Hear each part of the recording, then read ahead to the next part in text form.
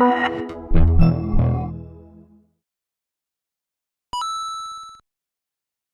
what's up? This is Gizmo, and today we're going to be doing an unboxing and a quick review and overlook at the brand new MacBook Pro 15-inch 2012. See here, I just opened the box and we have the main box sitting right here.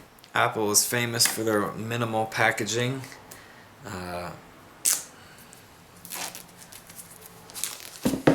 Their boxes are always nice and well made.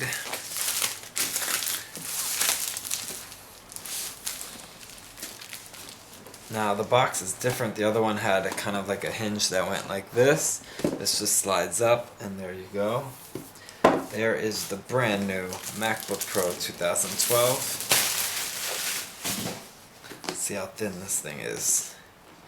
Now again, it's not like tapered like the other one where it kind of swoops in. This is much more flush and flat. I can't even pop it out. That's what this is for. Wow, yeah, it's definitely a lot thinner. It's definitely a lot thinner and it feels lighter. So again, Apple's minimal packaging. We have instructions here. No CDs, no discs, nothing like that. Our power outlet right here. And this has the new MagSafe 2, which is a smaller one. You can see the design right here.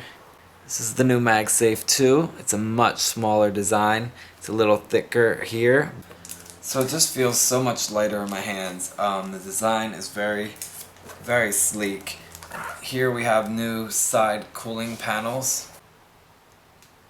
These are the new side cooling panels. It helps regulate the airflow. We have the airflow in the back here. And again, another slot right here on the side. Very light feeling, yet still very solid. Feels like a giant slab of metal. So we're going to open it up, check out the screen. The keyboard is pretty identical to the previous model, except for the CD drive here. We don't have a CD drive anymore, and the eject button has been replaced with the power button. So all buttons are now right here on the keyboard. There's nothing embedded in the metal. The stereo speakers are supposedly a lot better than the previous model. It features the 720p FaceTime camera, a large trackpad, plenty of space for all four fingers to easily maneuver. The right side of the laptop is clearly different from before. We have a HDMI port, a USB port, and an SD slot. With the HDMI port, I could easily connect my system right up to the TV and work right from my 42-inch monitor. The left side of the laptop features the MagSafe 2, two Thunderbolt ports this time, USB 3, and this is a headphone / microphone port. They both work on the same one, and again you can see how thin it is. It is much thinner than before. It looks great. This part of the laptop, pretty much the back of the screen is this metal, and the front of the screen is the actual front of the screen here. So the glass, there's really no layer of glass in between. It's pretty much bam, all screen right there. It is incredibly thin. It looks amazing. Let's turn it on and see how it looks. Now this screen is the Retina Display, so this thing is way sharper than the previous model. So right now my system is connecting to iCloud and it's syncing my contacts with my calendar. As you can see here, the screen looks beautiful. The blacks are black, is very dark and very rich. The glare is not very bad at all. There's somewhat of a glare, and you know, I might be able to get past this. So I'm zoomed in here. As you can see, you could barely see any pixels right here. It's a very crisp, colorful screen. The colors are very vivid. It almost looks fake, like it's a sticker. Text on the screen is incredibly sharp. This is the 2.6 GHz quad-core Intel Core i7 with Turbo Boost. It's boosted up to 3.6 GHz, 16 gigs of RAM, 512 gigabytes of flash storage. Now let's compare the two. As you can see, even just from this angle, this other one on the right is a 2011 model. It already looks thicker just from here. It's the anti-glare screen, which I actually really enjoyed. The silver all around this screen is actually the anti-glare screen. It was a high resolution screen, so it's higher resolution than the actual models. Looking at the thickness of the two devices, these are literally smack flush against each other, and I could see pretty much all of the ports right here, just like that. And the MacBook Pro 2011 sticks up almost a half an inch, it looks like. That's pretty crazy.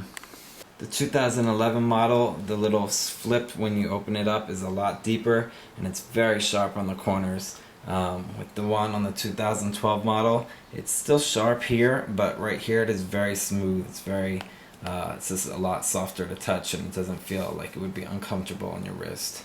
With the thickness of the screen, again, you could see here from this angle, this is the 2011 model, and this is the new 2012 model. You can see that this one just pops out way more than the other one, the new one.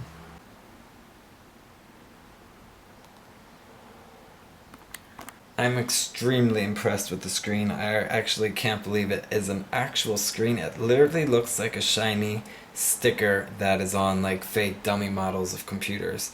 The screen is so insanely sharp. The blacks are so black. I'm here like staring at it, trying to find a pixel or try to find something that looks like it's digital, and it looks like it's an actual printed image sitting right here. And that's not even the full brightness. If I put the brightness all the way up, it looks amazing. I'm pretty blown away by the screen. It is beautiful. Absolutely beautiful. In this video, you're not really going to get that view from what I'm seeing, so check it out in your stores. Again, it's just crazy to see that this screen is so sharp, so clear. It's crazy. So if you really want to see a difference, these are both models stacked on top of each other. The 2011 is on top, and the 2012 model, the brand new model, is on the bottom. So you can see here, the thickness is big time difference. With the left side, again, it's completely different.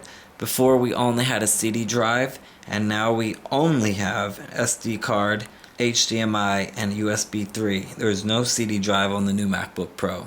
They got rid of the FireWire port, they got rid of the Ethernet cable port, and the MagSafe port, again, it got a lot smaller. As you can see here, a little longer, but the thickness obviously shrunk. On the 2011 model, they have two USB ports on this side, but we only have one on this side. But you have to remember there's one on the other side, so it gives you more room here to put, a flash drive or a mouse if it's clunky, and it doesn't take up any space on the left side. The thickness is very apparent. Even when you're just holding it in your hand, it feels like a thinner, lighter, yet still solid laptop. Looking at the back of the laptops, you can see right here the vents are actually much more exposed, so hopefully that should help dissipate the heat. With this one, with this black bar, they're kind of covered a bit, and that was really the only place for heat to come out and exit from the computer. So hopefully this will really help it keep it cool. With the new asymmetric fans, it's going to keep it a lot quieter as well. So I'm really excited to try this out and put it to work with my Final Cut and get it busy and push it to the limit and see how hot it gets. That's my main complaint about MacBook Pros, is the temperature. I really can't take that hot temperature. My PC laptop never really got that hot. So we'll see how this one works, and I'm actually really impressed with the screen. I should be able to get used to that glare.